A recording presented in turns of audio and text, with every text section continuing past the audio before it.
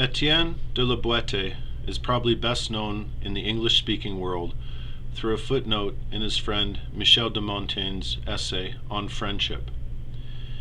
Even in France, La Boetie is a shadowy figure. No portrait of him survives, though Montaigne compares him to Socrates as a beautiful soul behind an ugly face. His life is poorly documented, yet he is arguably the most influential French political theorist of the 16th century. La Boetie was born in 1530 in southwest France. Orphaned at the age of 10, he was then brought up by his uncle, a priest also named Etienne. Nothing is known of his schooling. We know he studied law at the University of Orléans, which was the most prestigious law school in France. On graduating in 1553, he secured a position as a magistrate in the Parlement of Bordeaux. The parliaments were the superior law courts of France. Their members enjoyed all the privileges of nobility and were known as the noblesse de robe, as opposed to the noblesse d'épée, the warrior nobility. They considered themselves the repositories of the fundamental law of the realm. For instance, the Parliament of Paris claimed and exercised the right to verify royal edicts, that is, to confirm their conformity with the law, and if they wished to refuse to register them, making them ineffective.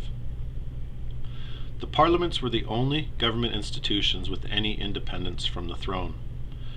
As a group of educated men of independent means, the parliaments represented the sole focus of political debate outside the royal court.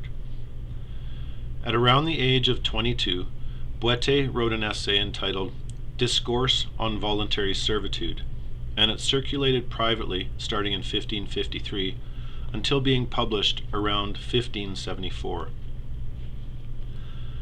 And now a reading from The Politics of Obedience, a discourse on voluntary servitude.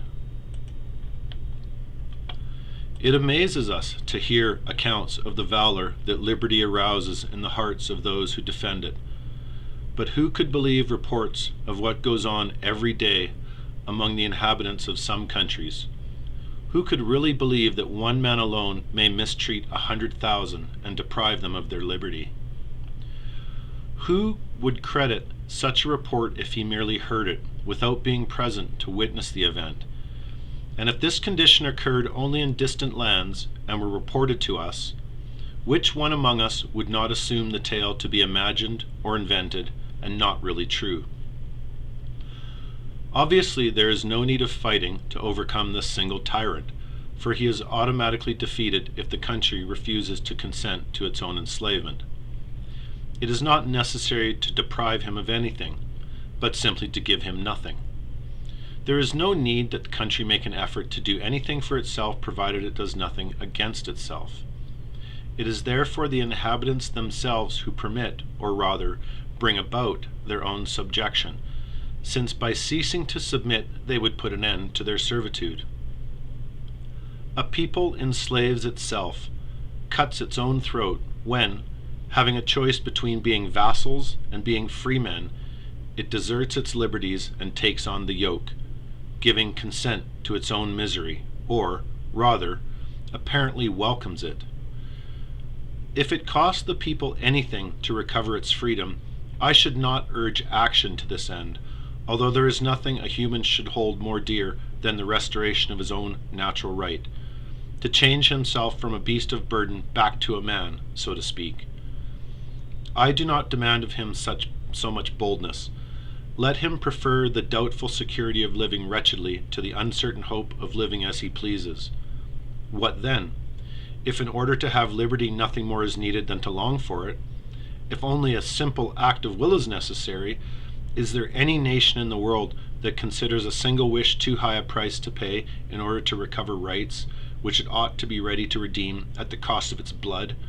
Rights such that their loss must bring all men of honor to the point of feeling life to be unendurable and death itself a deliverance.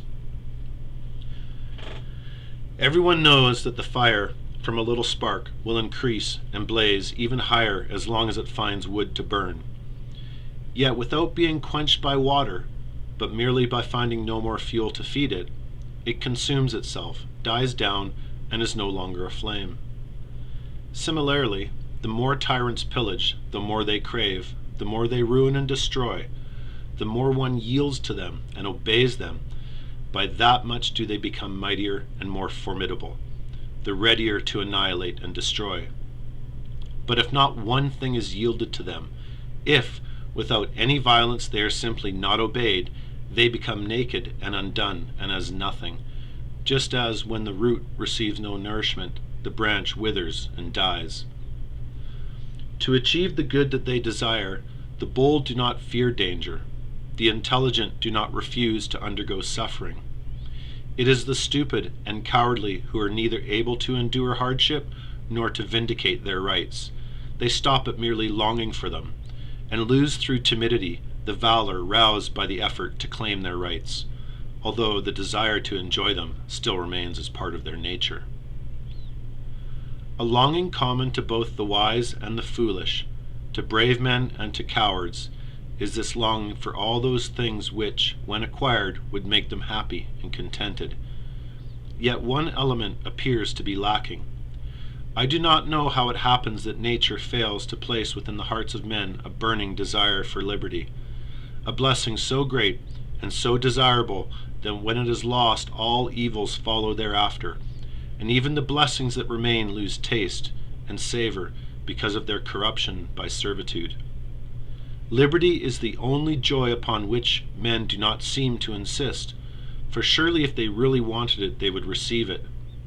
Apparently they refuse this wonderful privilege because it is so easily acquired.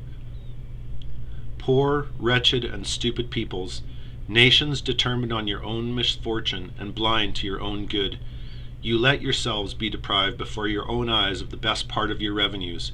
Your fields are plundered, your homes robbed, your family heirlooms taken away. You live in such a way that you cannot claim a single thing as your own, and it would seem that you consider yourselves lucky to be loaned your property, your families, and your very lives. All this havoc, this misfortune, this ruin, descends upon you not from alien foes, but from the one enemy whom you yourselves render as powerful as he is, for whom you go bravely to war, for whose greatness you do not refuse to offer your own bodies unto death. He who thus domineers over you has only 2 eyes, only 2 hands, only 1 body, no more than is possessed by the least man among the infinite numbers dwelling in your cities. He has indeed nothing more than the power that you confer upon him to destroy you. Where has he acquired enough eyes to spy upon you, if you do not provide them yourselves?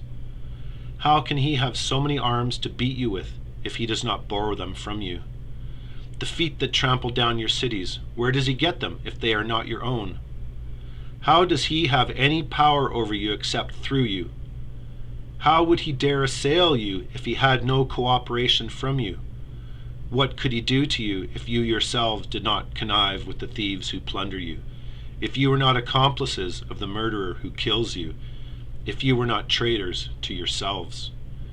You sow your crops in order that he may ravage them.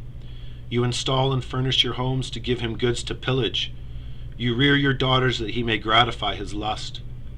You bring up your children in order that he may confer upon them the greatest privilege he knows, to be led into his battles, to be delivered to butchery, to be made the servants of his greed and the instruments of his vengeance.